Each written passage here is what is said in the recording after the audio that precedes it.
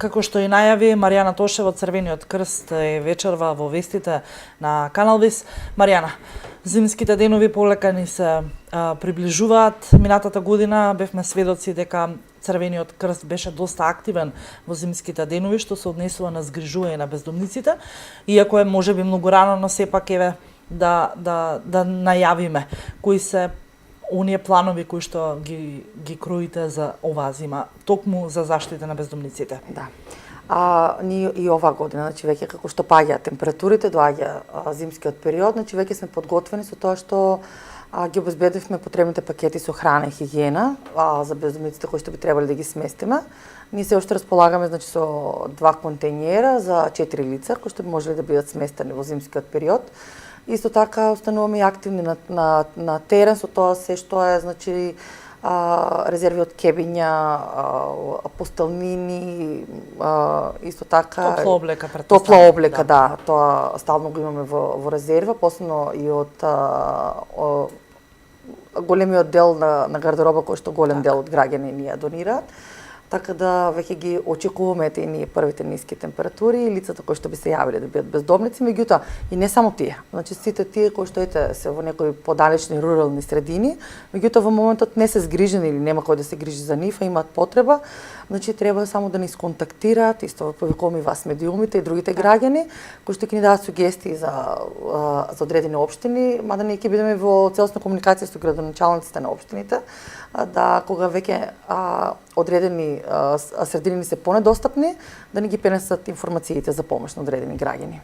Така, тоа е што ќе се случува оваа зима, но во моментов сте исто така многу активни. Еве денеска бевте во општина Новосело, каде што вршевте евакуација, да. Бевте и во основното училиште во Колешино и таму имавте показни вежби кои што се со цел на учениците на помладата популација, нели, да им се прикажа реалната слика, да. Како би изгледало евакуација за време на поплава, земјотрес и така натаму. Кажи ми, зошто баш кај основците? Ние денеска значи имавме евакуација во случај на земјотрес, не само во Колешино, туку и во основното училиште во Ново село, и така евакуиравме и општината.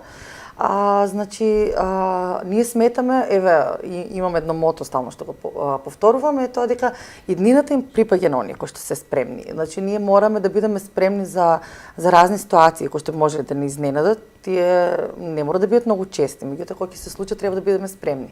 Оно што е интересно дека најлесно можеме да допреме до младите, а младите се тие кои ќе се одедат од училиште, например, на своите родители ќе им зборуваат за тоа како денеска биле пожарникарите, еве и Црвен крст е еден од чинителите за тоа, меѓутоа и дознаваат и што уствари основната суштина на дирекцијата за заштита и спасување, на итната медицинска помош, овде центарот за управување со кризи, па ете научија дека на 195 треба да пријават, значи криза, катастрофа или некој проблем. И така да ги гледаат всушност сите тие општествени чинители кои што се одговорни и кои што се грижат за нивната безбедност. И стануваат свесни сега. Да, и сега колку повеќе се грижиме за нашата безбедност, толку повеќе можност имаме да спасиме некои човечки животи.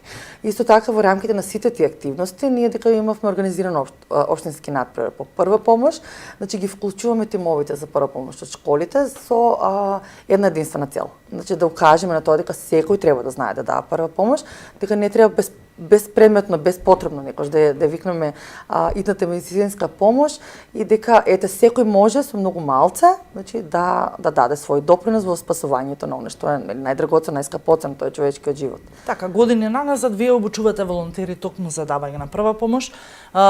Другите европски земји веќе работат на принцип соработка Црвениот крст со итната медицинска помош, со тоа што волонтерите токму Црвениот крст работат заедно со тимовите лекари од итната медицинска помош.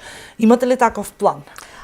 Добро, тоа во понапредните земји, ствари се тимови на парамедици. Ние, да кажем, почнавме пионерски нешто во еден дел, не во нашата општинска, меѓутоа тоа нешто офаќа некоја втора фаза на децентрализација кај самите општини, па така да, значи секаде во светот, уствари првичната помош ја даваат парамедици, а после значи ги предаваат на медицинските лица кои што понатаму би требало да ги санираат повредите или нешто слично. Значи овде во еден дел значи парамедиците се оние како first responders во случај на некоја повреда.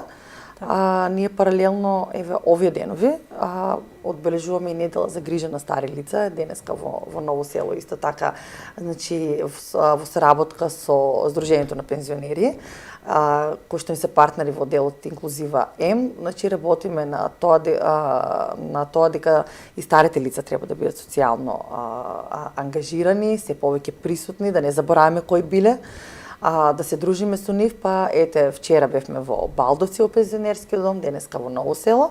Нашите волонтери мереа на пензионерите бесплатно шеќер и притисок, а со нив се дружеа, ете научија како со нив да играат пикадо, шах, карти, домино, табла, така да малце да разменуваат искуства, дека нешто можете и младите да научат од постарите и обратно. Така, каков е интересот на младите токму баш за волонтерски да пристапат кон Црвениот крст? Па да ви кажем, од ден на ден забележуваме се повеќе деца кои што сакаат да се вклучат и меѓутоа и многу повеќе родители кои што ги насочуваат децата во тоа.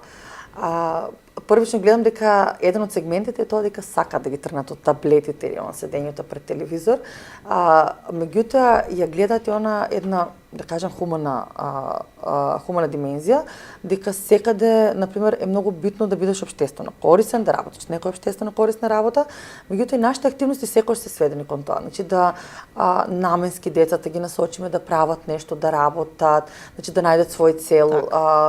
Подма можеме да детектираме кој би работел, например, со телесни инвалиди, кој би работел со децата со ментална попреченост, кој би работел, например, со старите лица. Така да само ќе забележам дека сите тие деца кои што ќе дојдат да волонтираат имаат желба се да работат. Значи едноставно уште кога добиле желба да помагаат, значи понатаму не бираат работа, ете што би работеле, како би помогнале некои стари лица, изнемоштени лица и така. Така.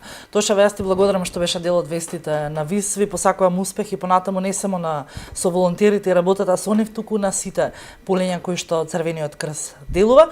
Колега, можеш да продолжиш со вестите и останатите содржини на ВИС.